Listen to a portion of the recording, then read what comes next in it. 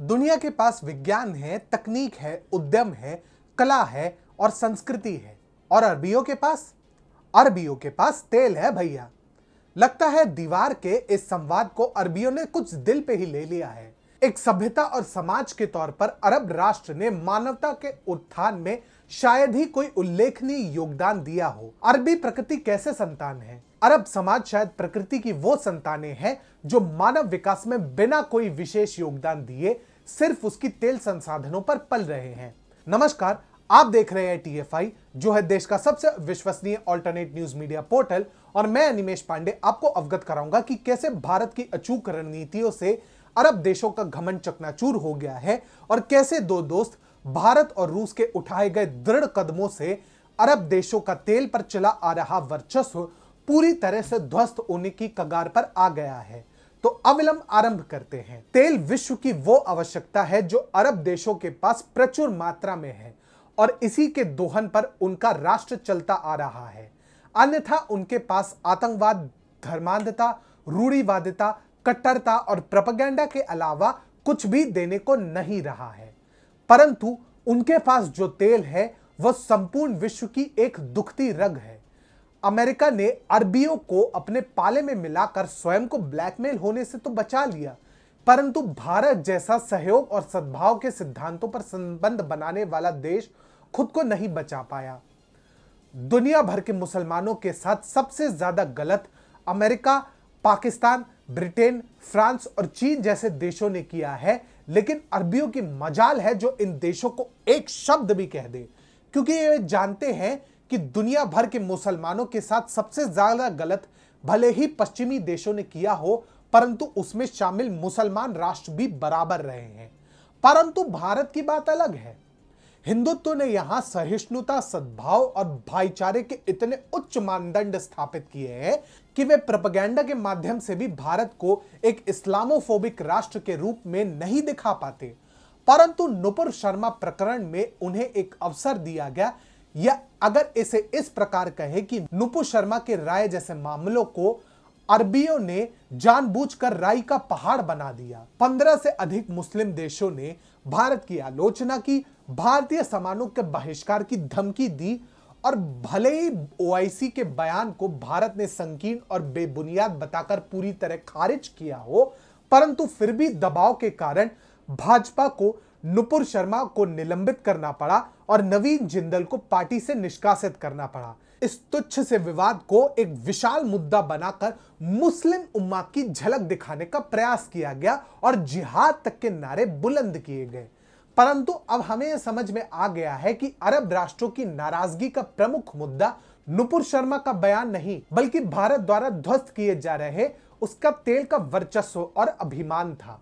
नुपुर शर्मा के विवाद को लेकर अरब राष्ट्रों ने भारत को तेल न बेचने की परोक्ष रूप से धमकी दी। परंतु क्या आपको पता है कि एक ओर जहां अरब राष्ट्रों ने भारत को तेल न बेचने की धमकी दी, तो वही दूसरी ओर अरबियों के पिता श्री अंकल सैम ने दुनिया को एक देश से तेल न खरीदने की धमकी दी। उस राष्ट्र का नाम है रूस। अरब राष्ट्र रूस पर लगे प्रतिबंध से काफी प्रसन्न थे। उन्हें लगा कि अब वो मनमाने दाम पर अपना तेल बेचेंगे और खूब मुनाफा कमाएंगे। परंतु भारत और रूस की मित्रता में तनिक भी अंतर नहीं पड़ा और इन्होंने एक साथ मिलकर अरब और अमेरिका के तेल वर्चस्व को सदा सर्वदा के लिए खत्म करने की सुनियोजित योजना पर काम किया है, जिसका प्रतिफल अब देखने को मिला है। प्रॉफिट दिखता है तो कोई भी झुकता है। भारत रूस तेल व्यापार में तेजी और रूस और भारत के बीच दशकों पुरानी दोस्ती आखिरकार अपने पूर्ण आर्थिक क्षमता हासिल करने की ओर बढ़ रही है। अब अरब देश नहीं बल्कि रूस भारत के ऊर्जा आयात का दूसरा सबसे बड़ा स्रोत है। BBC की एक रिपोर्ट के अनुसार मई 2022 में भारत ने रूस से प्रतिदिन 0.74 मिलियन बैरल तेल का आयात किया। मई माह में इसकी मात्रा 25 मिलियन बैरल शिपमेंट थी।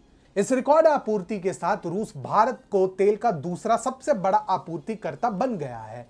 रूस अब हमारी आयातित तेल आवश्यकताओं का 16% से अधिक की आपूर्ति कर रहा है। यह महीने दर महीने के आधार पर एक महत्वपूर्ण उछाल है। इस साल अप्रैल में हमारी आयात बास्केट में रूसी तेल की हिस्सेदारी 7% थी। यह आंकड़ा मई के महीने में सऊदी अरब से प्राप्त 0.71 मिलियन बैरल से काफी बड़ा है। इसके अतिरिक्त 2021 की तुलना में शेष अरब दुनिया से भी तेल आयात को भारत ने काफी कम किया है। तेल अरब जगत के लिए दाल रोटी समान है और सचमुच अब ये आंकड़े अरब जगत के लिए किसी झटके से कम नहीं होंगे, क्योंकि उन बेचारों के पास ले दे के तेल ही तो आजीविका का साधन है। खाड़ी देशों के दायरे में आने वाला केवल 2% क्षेत्र ही कृषि योग्य है। यही कारण है कि यह क्षेत्र राजस्व के लिए तेल और संबंधित पेट्रो डॉलर पर काफी अधिक निर्भर है। तेल किसी भी देश की अर्थव्यवस्था की आत्मा है। इसी कारण से अब अरब देश अपनी मनमानी भारत जैसे राष्ट्रों पर थोप देते हैं। तेल के ही डर से सैद्धांतिक रूप से अरब राष्ट्रों से एकदम अलग होने के बावजूद संयुक्त राज्य अमेरिका ने अरब देशों के साथ घनिष्ठ संबंध बनाए रखा, परंतु भारत अब अरब तेल पर निर्भरता को चरणबद्ध तरीके से समाप्त कर रहा है। देश भले ही आज इस बात पर वाद विवाद कर रहा हो कि क्या पैगंबर मोहम्मद पर नुपुर शर्मा की टिप्पणी उचित थी या नहीं, परंतु एक बात तो तय है कि अरबी भारत पर दबाव बनाने से कभी बाज नहीं आएंगे, क्योंकि उनके पास तेल है। ऐसा नहीं है कि पीएम मोदी ने इस तथ्य को नुपुर शर्मा के विवाद के बाद पहचाना, परंतु वो स्थिति को पहले ही भांप चुके थे। इसलिए पिछले कई वर्षों से वह और उनका मंत्रिमंडल तेल और गैस के वैकल्पिक स्रोत खोजने पर ध्यान केंद्रित कर रहे हैं। जब भारत के अरब तेल को चरणबद्ध तरीके से समाप्त करने के संकल्प की बात आई, तो मोदी सरकार ने रसद समस्याओं की भी परवाह नहीं की। 2021 में अमेरिका भारत के तेल का चौथा सबसे बड़ा आपूर्तिकर्ता था। एक तो अरब जगत पहले से ही भारत से काफी क्रुद्ध था और ऊपर से रूस यूक्रेन का विवाद भी सामने आ पड़ा। प्रतिबंध के बावजूद रूस ने रियायती मूल्य पर तेल की पेशकश शुरू की और भारत ने भी दबाव की परवाह किए बिना इस अवसर को लपकने में कोई संकोच नहीं किया। इसने तेल के आधिपत्य को और अधिक प्रभावित किया। नुपुर शर्मा की टिप्पणियों पर उनकी आपत्ति भारत को डराने की असफल कोशिश थी। भाजपा ने नुपुर को निलंबित तो किया, परंतु दूसरी ओर भारत सरकार ने रूस के साथ तेल व्यापार को बढ़ाने के प्रयास भी किए। आशा है कि जून में रूस हमारी आयातित तेल आवश्यकताओं का 20% पूरा भी करेगा। साम दाम दंड भेद के प्रयासों के बावजूद ये देश भारत रूस तेल व्यापार को रोक नहीं सके। ये तो अरब देशों के लिए अप्रत्यक्ष चेतावनी है कि या तो उन्हें अपनी औकात में रहना चाहिए, अन्यथा बाजार से बाहर निकलने की तैयारी कर लेनी चाहिए।